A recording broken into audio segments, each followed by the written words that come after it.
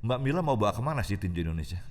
Maybe nobody else will believe, but you have to believe to yourself. That is very important. Apakah Anda berpikir sejauh itu mengenai fist boxingnya sendiri?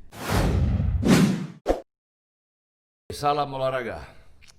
Anda para insan olahraga, di mana saja Anda berada. Masih ingat dengan saya? Ya, sudah lama kita nggak berjumpa. Saya Ari Sudarsono menjumpai Anda dalam program podcast Indonesia Fist Boxing yang digagas oleh Fist Boxing Promotions yang dipimpin oleh promotor tinju internasional perempuan Indonesia, Mila Sari Kusumo Anggraini. Ya, Anda pasti ingat kata-kata ini. Atau jel-jel atau teriakan-teriakan apalah, saya nggak tahu istilahnya. Kira-kira begini. For the millions boxing fans watching around this country. Oh yeah. Ini bahasanya ring announcer. Artinya program kita khusus membahas tinju pro di Indonesia. Mau kemana sih tinju pro di Indonesia? Sepi 3, 4, 5 tahun. Hidup segan, mati tak mau. Siapa yang bisa menjawab? Nah, ini dia. Fist Boxing Promotion dengan promotor tinju internasional Mila Sari Kusumo Anggraini. Jangan kaget lihat orangnya. Saya langsung kepada Mbak Mila. Halo, how are you doing, man? I'm good. How are you, Wih, Mas Ari? I'm good. I'm okay. Always okay. Kita tos dulu dong. Tos dulu. Pelan-pelan. Tadi bunyi soalnya kalau enggak ini. Oke, Mbak Mila. Anda orang Jawa ya? Iya Pak, very Jawanis Pak. Very Jawanis. Iya, Jawa banget pokoknya. Boleh tahu nggak dari mana Jawanya? Purworejo Pak aslinya. Wah, itu Jawa beneran tuh mah. Iya bener, Iya kan? Tulen banget Pak, Tulen. Bukan, ngomong-ngomong, Anda tahu nggak kalau Anda cantik? Aduh, amin. Amin dah Pak. Bukan, saya suka mikir gini, perempuan cantik, pengusaha, hobinya olahraga keras gitu loh. Yang tinju lah, yang menembak lah, nanti apa lagi gitu loh. Tapi ini kan olahraga yang harusnya digeluti oleh kaum pria gitu loh. Nah, boleh nggak saya tahu apa sih, kenapa Mbak Mila Sari ini kok jadi senang tinju, senang menembak? Kenapa coba? Good question. Good question. Good Ya? question, Okay. yeah, correct.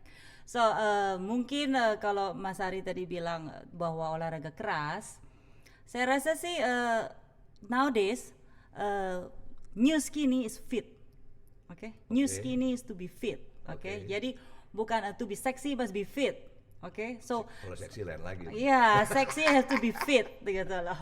So new skinny has to be fit. So makanya kalau saya bilang, saya rasa kalau dibilang bahwa olahraga tinju dan menembak ataupun bahkan MMA seperti itu adalah olahraga keras, saya rasa sih itu something yang bukan keras ya, itu challenging and tough gitu loh.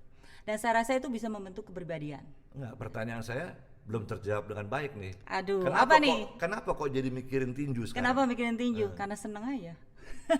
Hobi aja Pak. Masalahnya hobi. Anda juga latihan tinju di rumah? Iya, latihan. Selain hobi, karena mungkin inspirasi mulainya tuh waktu saya kecil ya. Oh ya? Waktu saya kecil, ayah saya itu penggemar tinju.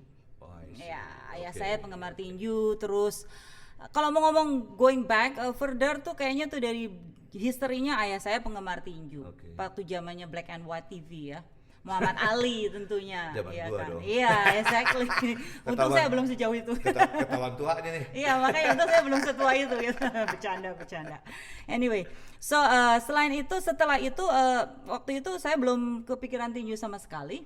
Cuman tentunya kita tahu lah yang namanya Mike Tyson itu siapa, Muhammad Ali itu siapa gitu kan. Terus saya tuh 2011 itu mulainya tuh diundang ke Laureus Award itu di Abu Dhabi. Di mana semua selebriti sport itu di sana. Dan anehnya itu pertama kali saya ketemu Klitschko juga. Oh, ya? Itu anak saya juga yang paling besar juga. Waktu itu anak saya yang kedua juga bukan Waktu itu dia masih juara ya? Masih waktu ya? itu masih. Jadi waktu itu yang di sana tuh semua sport celebrities dari boxing ada, bola ada, golf juga ada, Gary Player juga ada di situ waktu itu. Jadi itu semua ada di situ. Di situ saya ngelihat kayaknya memang lebih banyak ke sport ya. Jadi kecintaan saya terhadap sport itu tambah. Kenapa? Karena anak saya yang paling besar waktu itu juga golf. Waktu itu anak-anak saya mulainya dari golf. Ah, tunggu. Ini Mbak Mila udah lari ke anak nih, berarti lari ke keluarga kan? Iya, betul. I mean, your family love sport or what? Yes, that's why exactly. Karena hobi itu nggak bisa jauh-jauh dari keluarga. Dalam arti apa yang ada dibentuk di keluarga kami itu lebih ke sport. Memang anak-anak lebih ke sport ya dari kecil. Dari semua saya biarkan mereka milih apapun. Itu ibunya yang influence mereka untuk sport atau sadar sendiri masing-masing ingin sport gitu? Mungkin beda ya, gimana ya saya neranginnya. Itu kalau waktu masih mereka kecil ya.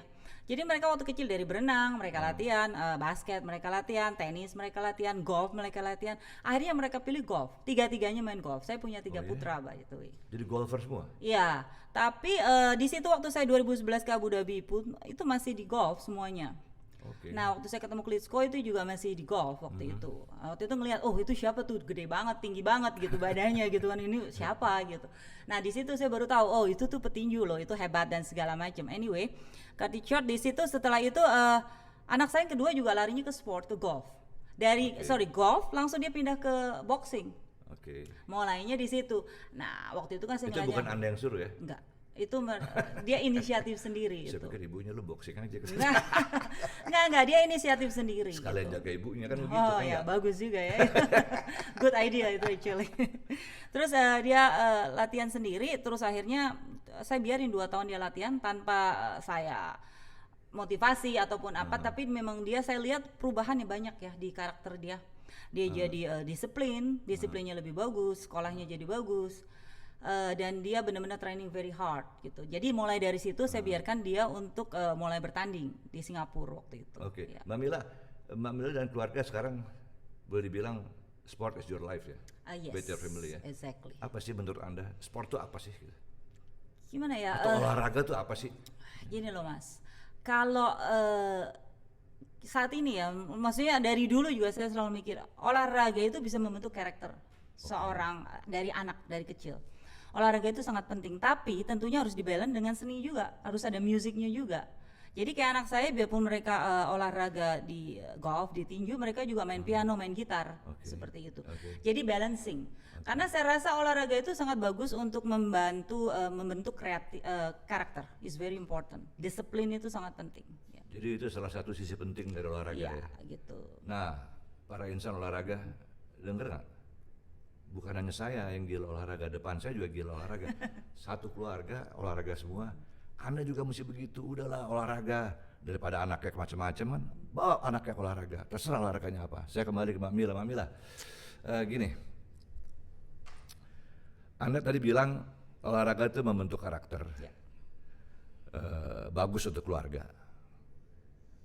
Saya mau tahu juga apa yang ada di benak Anda mengenai olahraga, bukan di Amerika tapi di negara Anda sendiri gitu, di Indonesia. Sampai sejauh mana sih olahraga ini bisa berkibar di Indonesia? Kalau saya bilang sih Indonesia potensinya cukup besar, ya. Potensinya sangat-sangat berpotensi. Oke, saya nggak bicara potensi loh. Pemahaman masyarakat Indonesia kepada olahraga seperti Anda gitu. Gitu ya.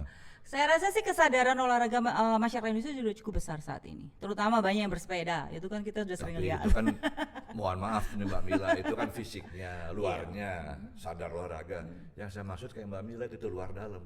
Oh gitu ya? Iya dong, saya olahraga, jadi saya harus bersikap kayak tadi kan, membentuk karakter. Karakter ada sportivitas, ada. Nah, apakah orang Indonesia udah begitu atau perlu waktu lagi untuk membangun itu? Ini susah nih jawabnya. Nggak susah. Anda promotor loh. Gini loh, oke, saya ngomong di bidang saya aja lah ya, di tinju ya. Oke. Kalau saya ngomong di tinju sih, saya lihat banyak.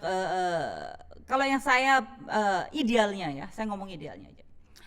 Tinju itu adalah namanya sport yang sangat gentleman, a gentleman sport gitu loh. Ya kalau orang bilang olahraga keras. Iya, selain gentleman, olahraga nggak cuma keras saja, harus gentleman.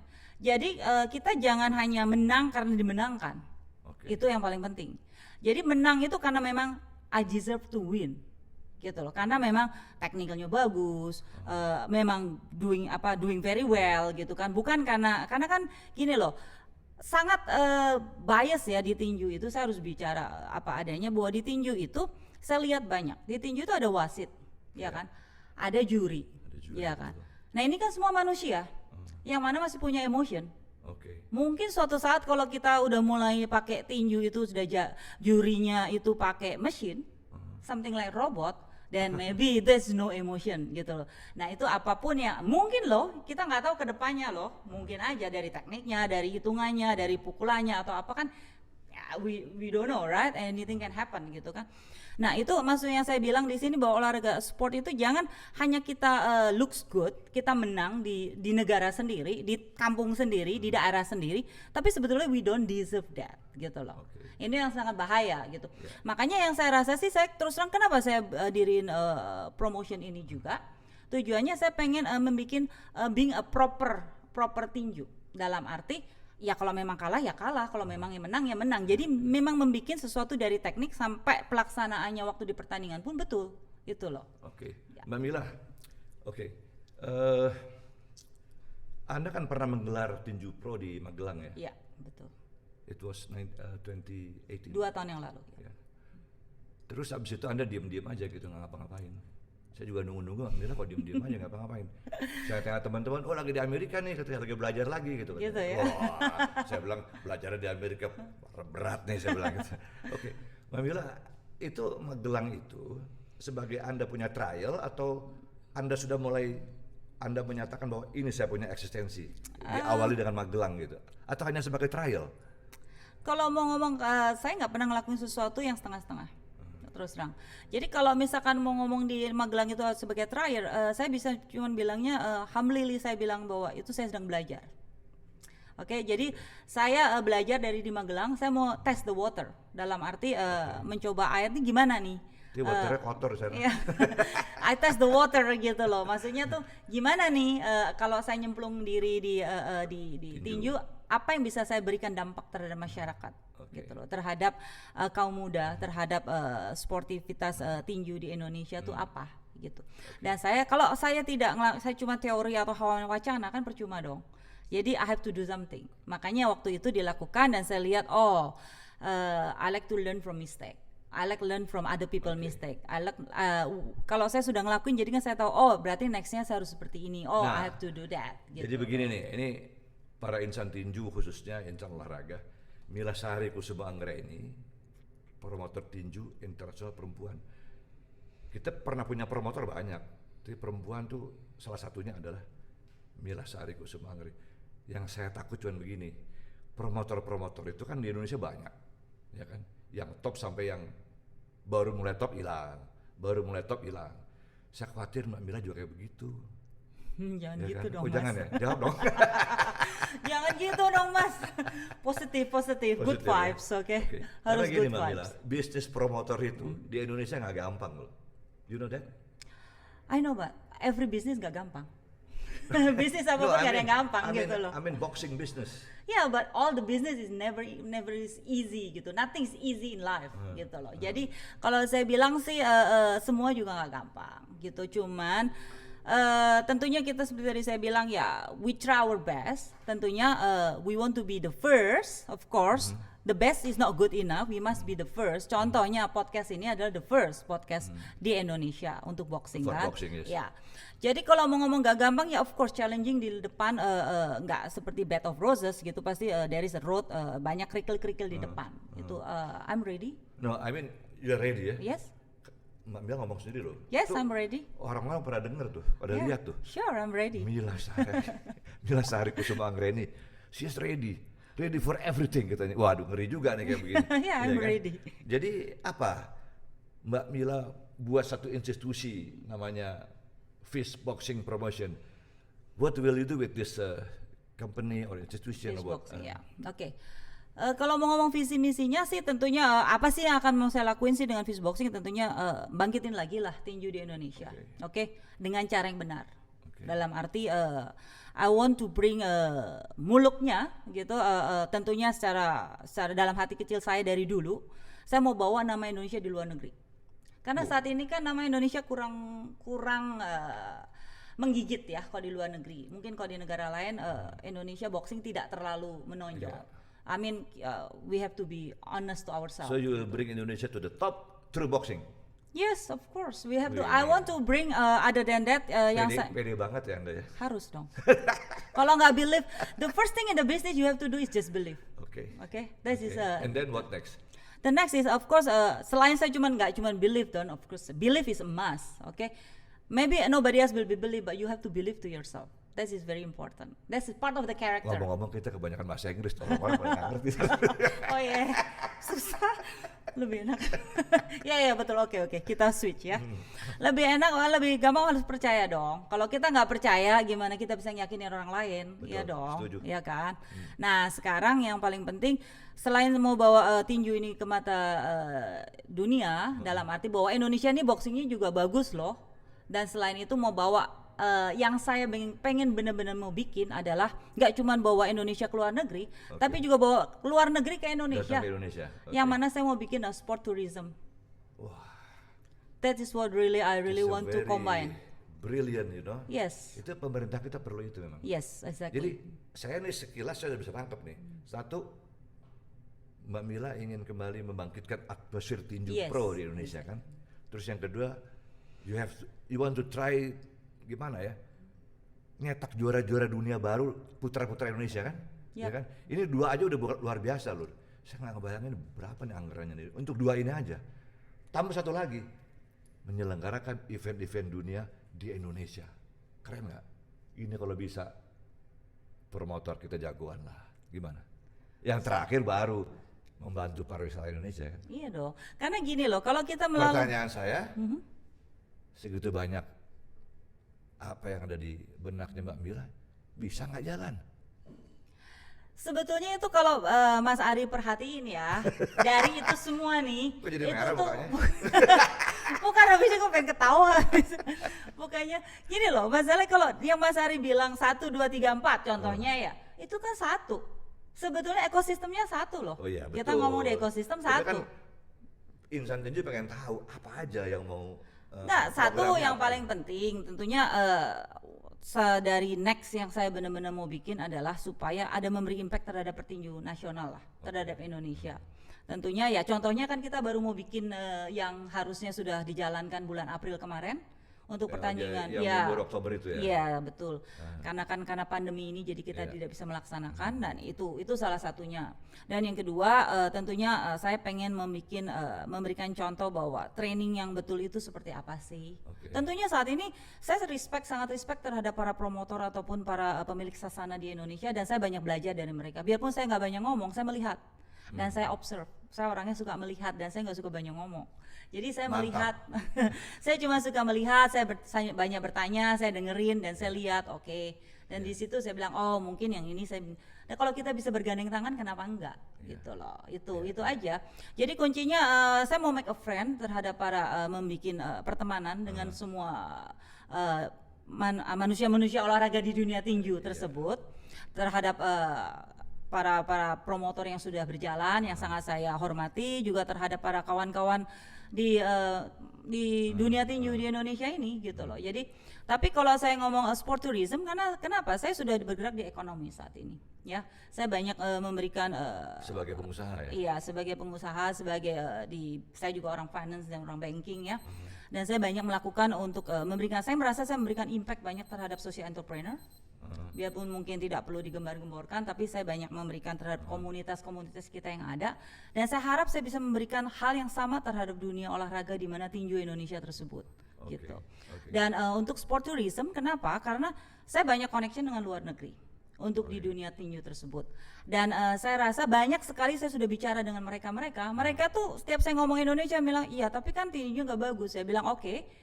Let's do it together. Mereka bilang gitu ya? Iya, mereka bilang Indonesia ada yang bagus nggak? Seperti itu contohnya, gitu jadi kan? maksudnya prestasi tinju pro di Indonesia ini belum. Nah itu belum menggigit gitu loh, belum cukup menggigit. Nah saya rasa potensinya cukup besar ya, dan kita bisa mencetak hal-hal yang besar Tapi kita di ada beberapa Indonesia. juara dunia loh. Oh iya, saya tahu. Cuman kan maksudnya kalau coba masyarakat Indonesia 270 juta penduduk. Iya. Berapa banyak yang dipetinju dan berapa banyak sebetulnya petinju yang punya potensi yang besar gitu loh. Dan itu bisa dikembangkan, nggak cuma 1, 2, 3, 4, 5 di 10 Mbak Mila jari. tahu nggak? Mbak Mila bilang populasi kita 250 juta lebih tadi, 270. Masa tinju melahirkan juara dunia aja susah gitu kan? Exactly, Iya that's kan? the point. Ya. Itu semua cabang olahraga bicara begitu loh. termasuk Mbak Mila sebagai promotor tinju. Oh, iya. Berarti Anda tahu masalahnya kenapa gitu? Ya kalau mau ngomong masalahnya sih, saya sih terus terang ngelihat, saya sudah punya lah, saya punya gambaran. Saya sih nggak mau ngelihat dari segala masalah langsung makro ya dalam bentuk besar. Mungkin saya ngelihat apa yang bisa saya lakukan terhadap sekitar kita sendirilah. Dengan mulai dari apa yang sudah ada, kita lihat misalkan dari apa yang planning programnya Fistboxing. Pertama, saya harus mulai punya sasana dong. Nah itu salah satu yang kita harus lakukan.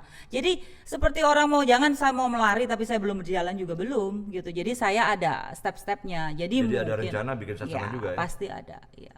Itu part of your program. Yes, exactly. Di sasana itu Anda akan bina sesuai dengan standar internasional pasti ya? Ya, we do our best. Tentunya saya maunya dalam arti standar internasional itu bukan masalah equipment ataupun peralatan ya, tapi dalam bentuk disiplin. Disiplin training is very important gitu. Dalam nutrisi ya itu juga diperlukan ya. Itu harus diperhatikan dan diajarkan. Sport science kan? Yes, exactly. Ya kan? Wah, itu Anda udah siap semua ya. Berapa modal tuh kira-kira? Udah dihitung belum? Modalnya minta.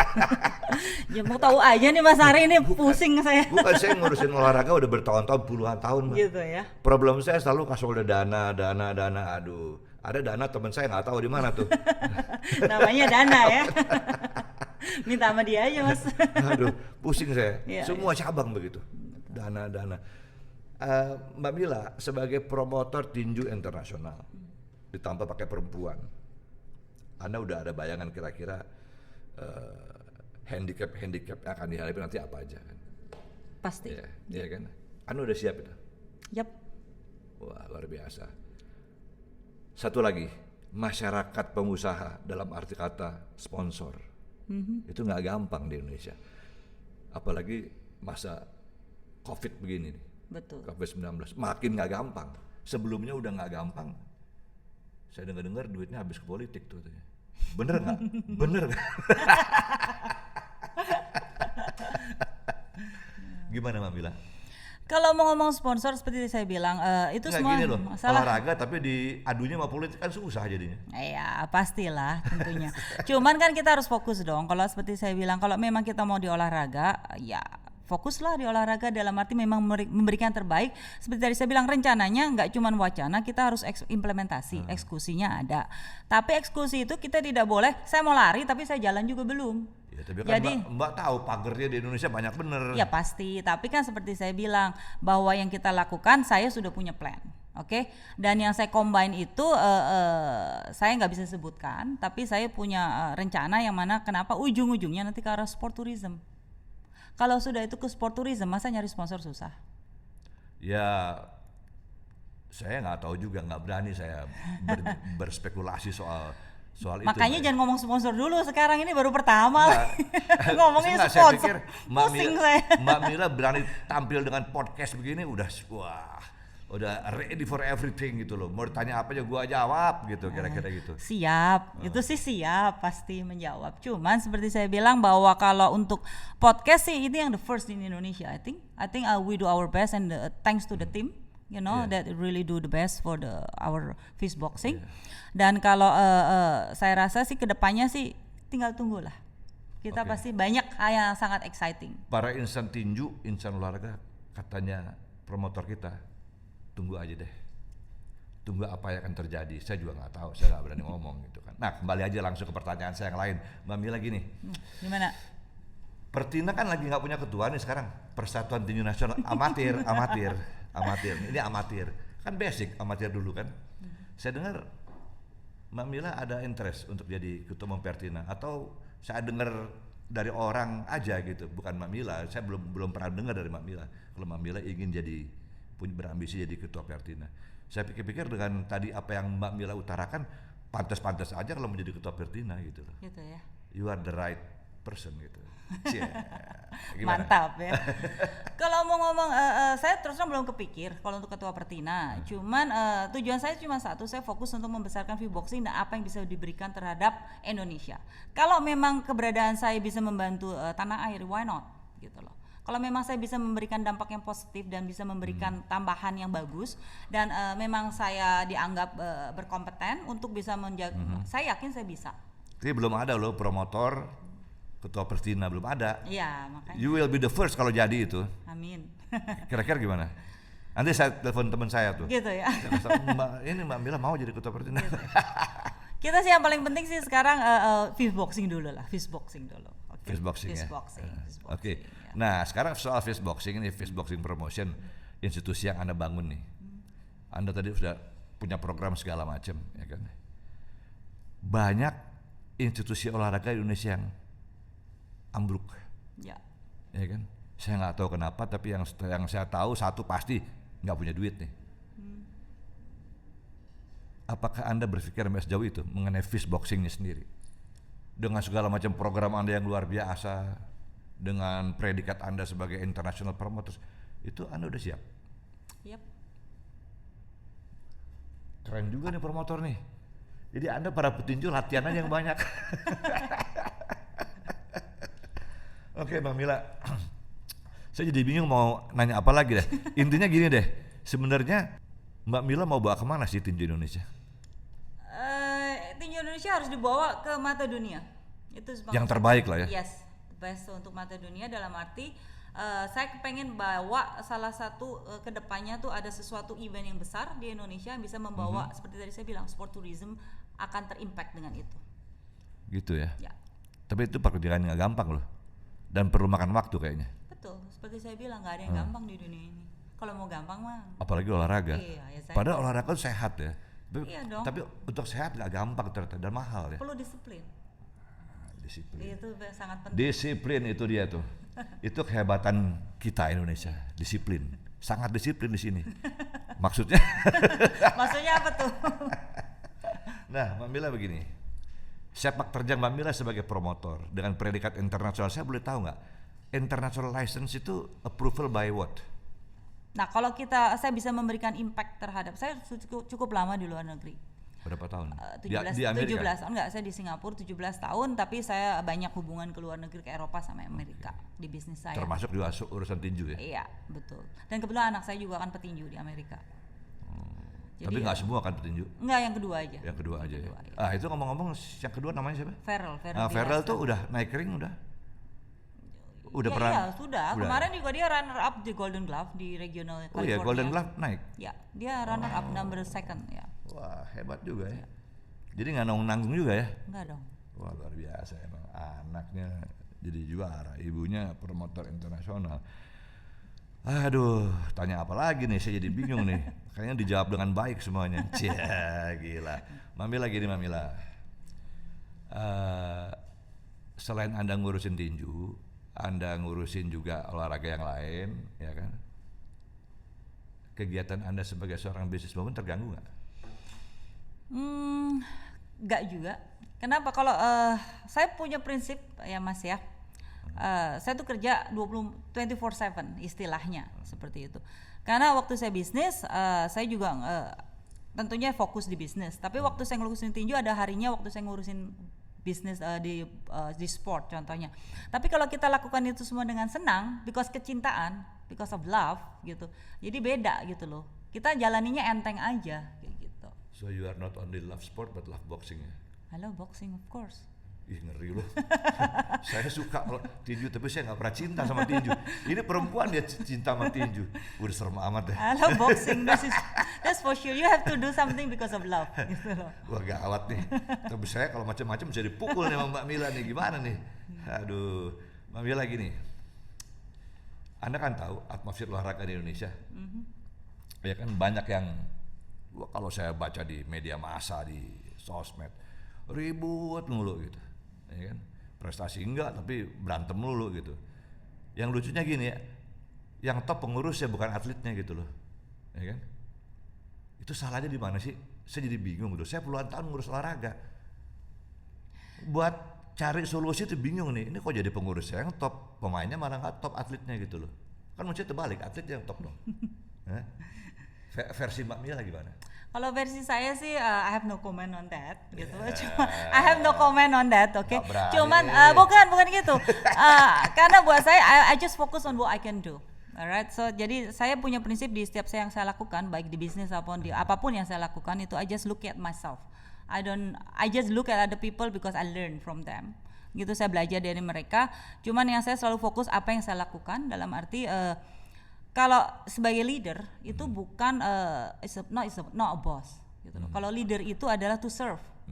Jadi kalau misalkan ribut dan segala macam, ya tentunya sebagai kalau seorang pimpinan itu harus menggandeng.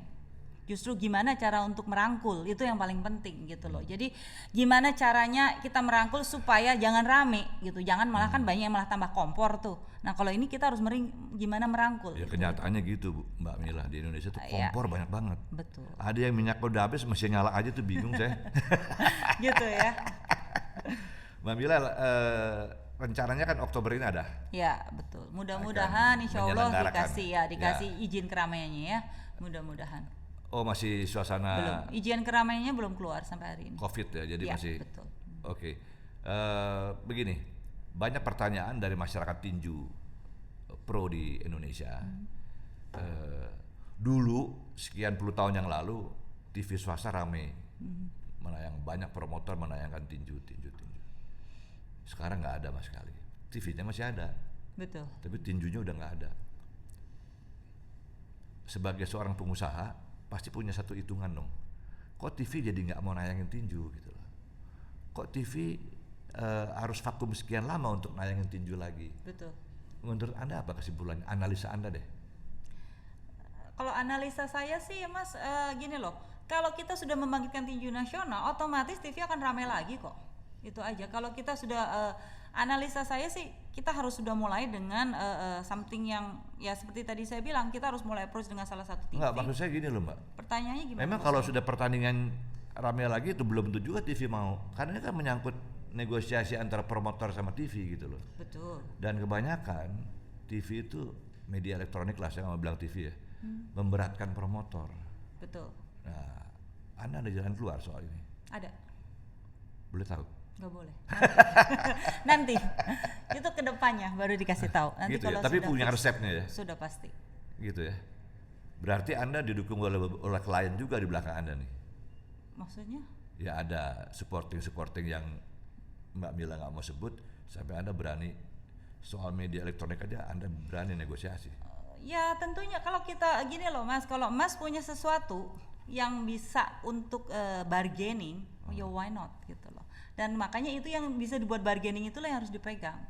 Bukan soal di belakang siapa, tapi masalah kita harus memiliki sesuatu yang bisa buat dipakai buat bargaining. Itu yang paling penting, tools itu yang mungkin belum dipakai. Tapi gitu. bargaining sekarang dengan sekian puluh tahun lalu agak beda loh Mbak. Betul. Iya kan? Tapi Sekarang kan banyak media elektronik yang teriak. Tuh teman-teman saya tuh dulu di media elektronik tuh udah pada mental semua. Maksud saya gini Mas, kalau saya bisa membawa sport tourism Indonesia, masa sih TV nggak mau? Karena gini, sekarang kalau misalnya sekarang ginilah bluntly-nya saya ngomong sama Mas. Kalau saya bawa kejuaraan dunia Indonesia di Indonesia, mau nggak Wah, TV? itu Nah, lain. exactly. Kalau kejuaraan dunia Udah lain. simple itu aja. Gitu. Ini kan kalau udah Makanya we have to have something gitu kan buat bargaining dong gitu kan. Oke. Makanya bisnis itu nggak cuma about numbers dalam bentuk about bank account Yeah. gitu loh. It's about this one is important. Nah itu loh. Jadi kalau begitu saya nggak melihat ada masalah di Anda sebagai promotor. Anda udah tahu bagaimana harus bersikap menghadapi iklim olahraga Indonesia kan, kira-kira gitu ya. Kerikil sih pasti akan ada di depan. Kerikil itu pasti selalu ada. Challenge selalu ada. Tapi challenge itu bukan buat memberhentikan kita, untuk menstop kita, Ya, itu saya untuk setuju. overcome Setuju. itu. Gitu. Challenge ada, tapi kalau kerikil saya nggak setuju. Batu kali, Batu kali gede. Bukan kerikil ya batu. batu kali banyak bener di sini. Kalau batu cuma satu mending. Kalau kerikilnya banyak repot. Iya, mirip-mirip lah, hampir sama jadinya kan. Iya, Mbak Mila begini, ini kan penampilan perdana nih. Ya. Podcast kita nih, Indonesia Fishboxing ini yang pertama kali tampil. Mudah-mudahan akan jadi satu angin segar lah bagi masyarakat olahraga atau masyarakat tinju di Indonesia. Apalagi setelah lihat yang namanya Mila Sari Kusumangren, cantik juga ya, gitu kira-kira gitu kan, ya kan? Idih cantik ngurusin tinju lagi, iya gitu kan. Mbak Mila gini, Mbak Mila, dengan podcast ini arah Anda kemana? maksud saya target dari podcast ini apakah untuk mengingatkan lagi masyarakat tinju bahwa tinju masih ada di Indonesia, promotor juga ada di Indonesia, dan akan mulai bergerak melalui fistboxing promotion, atau ada titipan-titipan lain dari pribadi Anda sebagai promotor untuk disampaikan kepada penggemar tinju ini? Podcast ini sebenarnya tujuannya untuk satu, tentunya tadi saya bilang untuk menginspirasi, untuk mengembalikan kembali kehangatan dunia tinju itu masih ada dan dirindukan. Oke. Dan untuk mengingatkan kembali kepada masyarakat, tinju itu masih ada loh, dan tinju itu adalah gentleman sport, dan itu sangat bagus buat membentuk karakter juga. Gitu. Jadi bukan hanya untuk pertarungan keras, bukan seperti itu. Disiplin sangat penting. Lihat aja semua petinju kalau waktu making weight, kalau mau nimbang itu kan disiplinnya kayak apa untuk soal makan, seperti itu. Nah, itu pembentukan karakter. Untuk menahan diri. Ya, itu untuk menahan diri, itu pembentukan karakter, itu salah satu. Terus podcast ini tujuannya untuk mengingatkan bahwa kita eksis, tentunya bahwa tinju Indonesia masih punya harapan besar. Harapan nggak cuma harapan aja, tapi harapan besar untuk bangkit kembali. Tentunya kita mau jadi pioneer mulai dengan podcasting ini, ya, menjadi the first untuk podcasting ini sebagai untuk di dunia tinju. Selain itu untuk membangkitkan kembali inspirasi kepada para atlet petinju bahwa ayo kita bangun kembali, jangan Jadi tidur. ini sekaligus informasi untuk pada para insan tinju ya. Ya, supaya ayo bangun kembali bahwa kita masih bisa, dan kita tentunya akan bisa membawa nama Indonesia di level internasional. Gitu. Mantap. Ayo bangun lagi, jangan takut. Ada Mila Sari gitu kira-kira. Iya dong. Wah. Ada tim fistboxing. Ada tim, kalau tim pasti nggak mungkin kerja sendirian nih Mbak Mila. Nggak mungkin. Ini ngomong-ngomong, rencananya nih podcast ini kan nggak bisa sekali-sekali, harus terus. Iya. Rencananya gimana? Sebulan berapa kali atau seminggu berapa kali? Sebulan sih rencananya sekitar 2-3 kali kali ya, 2-3 kali, tergantung. Kalau memang kita ada event-event khusus kita perlu terus-terusan, kita tentunya akan frekuensinya roughly sekitar 2-3 kali sebulan. Setiap minggu lah, hampir setiap minggu. Setiap minggu ada. Dan kita akan mendatangkan banyak bintang-bintang olahraga, bintang-bintang tamu dari dunia olahraga. Untuk membawa angin segar lah. Kita dengarkanlah pendapat mereka, apa di pikiran mereka. Jadi Mbak Mila akan libatkan semua stakeholder tinju di sini, stakeholder olahraga ya, di podcast ini ya. Ya paling nggak untuk membawa mereka untuk apa sih pendapat mereka gitulah. Kita semua teman kok, gitulah. Iya. Iya. Tapi kalau seminggu sekali kurang loh, karena baru mau ngegas nih, supaya orang wah ini bahaya nih, kita mesti tunggu nih Mila Sari. Iya kan, Mila Sari fistboxing promotion, wah. Nonton lu seminggu 2 kali itu ada tuh. Seminggu 2 kali ya, boleh nanti siap. Kita soalnya siap tamunya aja. kalau tamu narasumber banyak loh. Iya. Narasumber tuh banyak. Tinggal kita pilih aja yang terbaik lah. Pokoknya kita berikan yang terbaik lah. Apa kalau kita lihat nanti ke depannya gimana? Nanti kita diskusi lagi. Kita review saat ini sih target kita adalah sekitar sebulan 3-4 kali. Oke. Tapi ke depannya berarti seminggu sekali ya? Iya, sekitar segitu. Seminggu sekali ya. Oke. Terus melalui podcast ini Mbak Mila, ini juga diinformasikan kepada Anda punya networking di luar. Iya. Dan tanggapannya baik. Bagus. Bahkan ada sudah dua di sana juga, dia podcaster juga, dia menunggu kita untuk sama-sama podcast live. Jadi interview online dengan mereka. Ya. Wah, asik tuh. Iya. Ya kan? Apa lagi ya? Mau Bingung nanya saya. apa lagi? Minum dulu. Kita minum dulu. Oke. Bentar ya. Para insan olahraga, kita minum dulu nih. Kering. Ya. Gini Mbak Mila.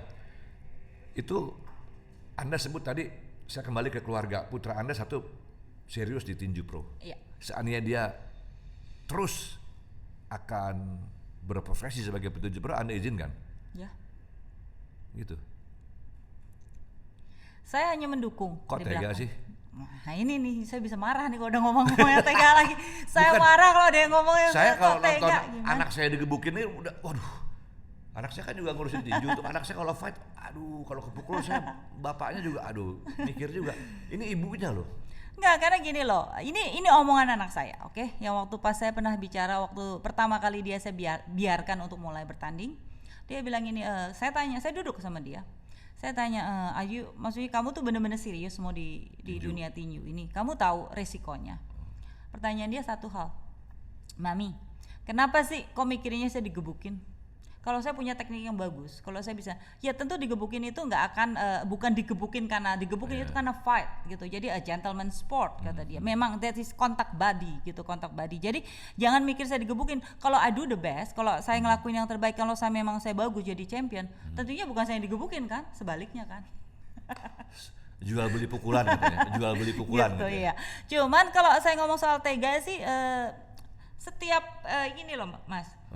Di kehidupan ini saya selalu bilang ya, we have to take risk, right? Kalau misalnya Ya, kita pasti, ngelakuin sesuatu dalam arti, ya kalau memang biarpun main golf lah, main golf juga bisa tiba-tiba kena petir kan, istilahnya seperti itu gitu.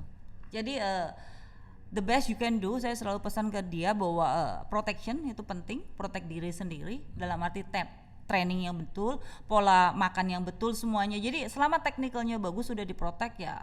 Selain itu diserahkan kepada yang di atas. Jadi ini win-win solution ya. Ya kan, ibunya dukung anaknya jadi petinju, anaknya dukung ibunya jadi promotor tinju gitu. Iya dong. Iya kan? Jadi, udah sama aja nih. Sami mawon orang bilang gitu. Iya dong. Iya kan? Nah, susah mana sih ngurus tinju apa ngurus bisnis?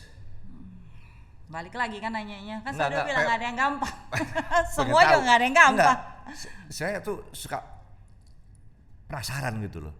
Karena gini Mbak Mila, di Indonesia pengalaman saya mengatakan sampai hari ini pengusaha yang ngurusin olahraga di otak mereka siap rugi.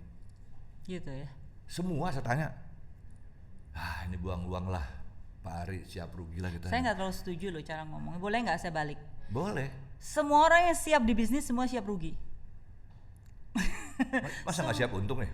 Semua orang yang masuk berani terjun ke dunia bisnis, Bisnis. itu baik bisnis apapun, mereka sudah tahu mereka ada risiko untuk rugi. Alright? Ya bisa diterima sih. True? Bisa Make diterima. sense? Make sense, tapi Ya. masa maksud saya gini, mumpung Mbak Mila belum kejauhan, sayang juga duitnya kalau dihabis-habisin kan? Gitu ya. Oh, iya kan? Maksudnya apa nih? Karena Nanya gini, gitu. maksud saya Maksudnya gini, apa nih? olahraga tuh Indonesia ngabisin duit loh Mbak, Gitu ya. bener deh, ngabisin duit. Saya juga ngurusin olahraga, aduh udah deh. Gimana Minta kalau kita ampun. ganti ngomongnya deh? Jangan ngomongin duit deh, ngomong yang lain boleh nggak? Coba jangan ngomongin duit. Kita jangan negatif, kita ngomongin duit aja deh. Ngomongin yang lain deh. ini separuh- Ngomongin atletnya gimana nih? Atletnya. Separuh politikus nih. Separuh Ngomongnya atletnya aja gimana? Jangan ngomongin duit mulu. Ganti karena topik. nyawanya olahraga di duit sih susah Gitu gitu. ya. If you don't money, you don't do anything katanya. Kita Aduh. ngomongin yang lain, oke? Change topic. How about that? Apa dong? Mbak Mila mau ditanya apa nih? Ya elah, saya nggak tahu nih Mbak Mila apa yang mau unek-unek mau dikeluarin. Saya sih cuman pengennya sih insan masyarakat profesional tinju di Indonesia itu bangkit dalam arti mereka tuh jangan patah semangat karena COVID, karena ini semua ya. Jadi saya pengen inspire mereka bahwa tetaplah latihan. Saya yakin mereka semua latihan. Tetaplah ngelihat harapan itu ada, bahwa untuk kalau kita gini loh, prinsip saya kalau kita ngelakuin yang terbaik, do the right thing every day. Itu ngomongnya gimana? Ngelakuin yang benar setiap hari, setiap saat. Jadi otomatis hal yang benar pun akan datang gitu loh. Ya. Jadi itu sih prinsip saya, itu yang saya pengen sampaikan. Jadi- Karena banyak sekali saat ini ya, terus terang saya lihat banyak petinju mungkin nggak cuma di Indonesia, di luar negeri juga yang kehidupan sehari-harinya hanya mengandalkan dari pertandingan maupun dari tinju tersebut. Itu kesulitan ya. Saya rasa impact ekonomi ini banyak terimbas dari pandemi ini, nggak cuma terhadap tinju, tentunya tidak terhadap ekonomi yang lain juga, sektor yang lain. Tapi para petinju sangat Tapi itu terjadi sebelum pandemi loh Mbak. Begitu pandemi lebih-lebih. Oh iya, makanya saya bilang. I mean 2 years, 3 years before tuh udah apa namanya, dunia olahraga Indonesia udah gimana ya? Nih saya mau ngomongnya optimis aja nih, Mas Ari pesimis Bukan. mulu. Saya Loh, ngomongnya positif aja. Saya nggak mau pesimis, saya nggak akan ke drag, oke? Remember, saya nggak akan ke bawah. I surrounding this with the good vibes. oke? Bukan Mbak Mila tuh terlalu bagus. Artinya begini, semangat sport itu dibangun dari rumah luar biasa kan. Harus Dengan dong. keluarga, ada apa segala macam, teman-teman, termasuk kita kan. Kita juga senang dikenal dengan Mbak Mila. Wah, spiritnya emang di olahraga luar biasa. Tapi when you decide to be an international promoter, kita mikir juga nih, aduh, nih Mbak Mila Sari udah siap belum nih? Gitu ini ya? Indonesia neraka nih buat sport nih. Gitu. Jadi nggak yakin nih. Bukan. Jadi nggak yakin nih. Nggak You know what? gampang. One thing remember this aja. If there is a way, there is a will, there is a way. Itu I kan- have a will, then definitely I have a way. Itu kan kata Bukan, itu bukan kata Mutiara, this is true. Oke, that is true. Di dunia bisnis pun begitu. Mbak Mila, berapa orang yang sakit jantung gara-gara nonton olahraga di Indonesia? Gak apa-apa, jantung saya banyak kok. Coba lihat. Jantung saya banyak, it's okay, don't worry about it. Bukan bener. Teman-teman saya aja, aduh orang-orang top, pengusaha-pengusaha top nyerah angkat tangan. Bener. I'm telling you the truth. Ini Don't try to convince me the other way, okay? Please. jadi aus ya. Minum dulu ah, minum Don't juga. try to convince me the other way around. Emang seru nih bicara sama promotor internasional perempuan nih. Kalau apa namanya teman-teman saya Betawi bilang Badung orangnya Badung begini nih. Apa yang saya tanya jawab terus, gitu ya kan? Mbak Mila gini, di dalam dunia olahraga di internasional ataupun di Indonesia itu Mbak Mila tahu kan harus ada jaringan, Yep, network kan. of course. Mungkin network Mbak Mila di Amerika atau di negara lain kuat. Ya. Tapi when you talk to him atau to them about your country, mereka melengos langsung, wah Indonesia. Karena apa? Industrinya belum ada. Gitu ya. Justru how you present this is important. Gimana kita presentnya? Kalau mereka bilang, aduh Indonesia nggak ada itunya, enggak. Justru disitulah opportunity buat kita convince mereka bahwa potensi itu ada. Dan I did it, gitu loh. Tinju sebagai industri itu bisa. Iya dong, why not? Karena waktu saya di Amerika, saya di Jepang itu orang tuh, Ya Mas Ari kan bukan saya. Matilah. ntar lu, saya catat. Mas Ari kan bukan saya. Habis Saya itu- bukan Mila gitu, saya catat Iya, gitu ya. exactly. Don't compare first. Enggak, maksud saya gini loh, maksud saya gini Mbak. Saya kalau nongkrong di mall tuh di Amerika gitu, oh apalagi weekend ya, orang siluran, records, NFL, Liverpool, ya. NFL, wih ini gila nih industrinya, Iya, ya kan? memang. Merchandising aja udah luar biasa tuh, Betul. ya kan? Di Indonesia, bola yang paling top, kita bicara sepak bola yang udah merakyat katanya, nggak ada orang pakai di jalan-jalan di mall pakai, mohon maaf nih ya, jangan marah ya. Ini fakta loh, Anda nggak boleh marah nih. Pakai kaos Persib, Persija, nggak ada yang pakai. Pakainya MU, Manchester City. Saya bilang gila juga nih. Oscar De La Hoya, Muhammad Ali, pakainya begitu-begituan tuh. Jadi emang nggak ada yang pakai Muhammad Rahman, ya kan? Justru. Daud John, nggak ada, gimana sih? Gitu kan. Nah, justru dong. Artinya industri kita belum ada. Justru Mas, itu tugas kita untuk membuat hal yang seperti itu buat Indonesia gitu loh. Itu tugas kita. Tugas Mbak Mila bukan Iya, kita. tugas sama dong Mas Ari juga. Makanya jangan pesimis mulu gitu loh. Harus Bukan positif. pesimis, Ya. saya harus korek Iya, harus positif. apa yang ada di kepalanya Mbak Mila nih. Oh sampai berani jadi. Jangan, nggak akan dikeluarin semua, jangan khawatir. Nggak akan dikeluarin semua kok. Tenang aja. Luar biasa nih Mbak Mila. Ini apa namanya? Kekeh juga orangnya kekeh nih ya. Kekeh. Iya dong. Aduh. Tapi ada yang mau dikeluarin nanti saat-saat lain ya. Iya dong, Iya pasti. kan, jangan semua sekarang ya. Enggak dong. Jadi nggak bisa dikorek habis-habisan ini hari. Anda mesti ikuti terus podcast ini supaya bisa dapat apa yang diinginkan oleh Mbak Mila. Apa sih sebenarnya? Kira-kira kan gitu ya? Iya dong, kan? pasti. Ya, kita istirahat dulu ya Mbak ya. Boleh. Oke.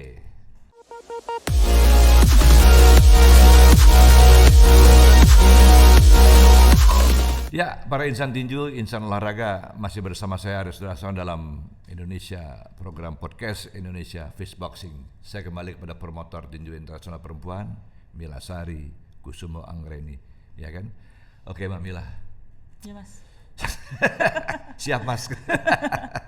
Enggak, tadi kita udah panjang lebar bicara. Iya.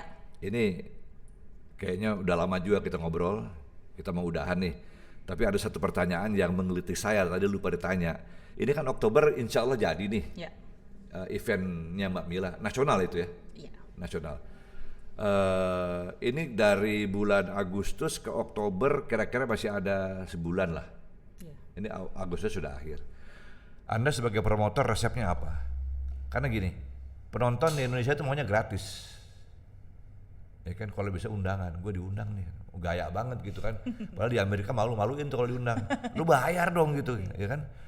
Nah, untuk menghadapi pecinta tinju untuk hadir di kegiatannya, eventnya Mbak Mila Sari ini bulan Oktober, apa kira-kira programnya untuk supaya penonton datang tapi beli tiket biar keren dong? Ini kan juga satu pekerjaan rumah buat promotor, Ya. mendidik penonton mau beli tiket, nonton yang bener gitu loh. Kira-kira gimana? Oke, untuk yang pertandingan kita yang Women Infinite itu, yang bulan Oktober, itu yang kita lakukan adalah tentunya yang kita tampilkan itu adalah petinju-petinju nomor 1 di Indonesia, petinju pro, ya. Pro ya? Ya, pro, dan ada juga woman, maksudnya petinju perempuannya. Perempuan ya? Ya, petinju perempuannya yang profesional yang kita itu untuk menarik juga kan. Ya kan, selain itu saya juga collaborate, the first collaboration untuk pertama kali di Indonesia antara boxing dengan music. Jadi jadi saya sport entertainment yang saya lakukan itu adalah seperti inilah yang tadi saya bilang Mas, bahwa kita tuh harus kreatif. Jadi jangan monoton gitu. Jadi kita berikan sesuatu yang gimana caranya supaya manusia itu masyarakat Indonesia bisa mengapresiasi. Bahasa kerennya breakthrough ya. Ya, something like that gitu Iya, loh. Supaya bisa mengapresiasi kenapa sih gitu. Sekarang kalau misalnya saya cuman ngelakuin konser aja mereka datang dan nonton. Kalau nonton tinju dia nggak mau bayar, ya kan? Pasti. Nah, makanya saya combine gimana caranya supaya mereka dia bisa cinta dengan tinju Satu pada paket akhirnya, ya. Tapi pada at the same time dia juga dengerin musik gitu loh. Itu collaboration yang kita lakukan. Nah, tadi kan Mas Ari nanya nih, apa sih resepnya? Kita punya banyak Mas, nggak akan dikeluarin semua dulu. Pelit loh, pelit. Itu banyak, makanya strategi itu semuanya ada, ya. Ya, memang hidup tuh harus ada rahasia, kalau nggak bener juga gitu Iya ya. dong, Ya. iya. Apalagi Anda sebagai promotor tinju internasional, kalau nggak punya rahasia, ntar ditiru orang semua, habis deh. Iya dong, nggak punya Ya apa-apa. kan? Nggak dong, punya ya. apa-apa nanti kan, saya aja udah nggak punya, dikasih ke orang kan kira-kira gitu. Iya. Mbak Mila, terima kasih banyak nih. Luar biasa, ini penampilan perdana atau episode pertama dari podcast kita. Banyak yang udah bisa direkam oleh para insan tinju. Saya juga merekam cukup banyak penjelasan Mbak Mila. Saya sih maunya kita ketemu lagi gitu, Pasti. dengan hal-hal yang lebih menarik. Iya dong, pasti. Antara lain, siapa Anda di Amerika gitu kan. Oh gitu ya. Oh, Wah, keren. Iya dong, mesti keren podcast kok gimana. Oke. Oke, para insan tinju, demikianlah obrolan-obrolan saya dengan promotor tinju perempuan Indonesia Mila Sari Kusuma Anggraini. Mudah-mudahan berkenan untuk Anda semua. Jangan lupa, insya Allah jadi Oktober ada event yang digagas oleh promotor kita melalui institusinya, yaitu Fist Boxing Promotion di Jakarta ya. Jakarta. Ya. Di Jakarta. Tapi jangan lupa beli tiket ya. Mau gratisan mulu nggak bener loh. Kalau mau gratisan nggak maju-maju kita kalau gratisan mulu. Oke? Ya. Dari podcast Indonesia Fist Boxing, saya Arus Darsono, Mila Sari Anggraini mengucapkan terima kasih dan sampai jumpa di lain kesempatan. Salam olahraga.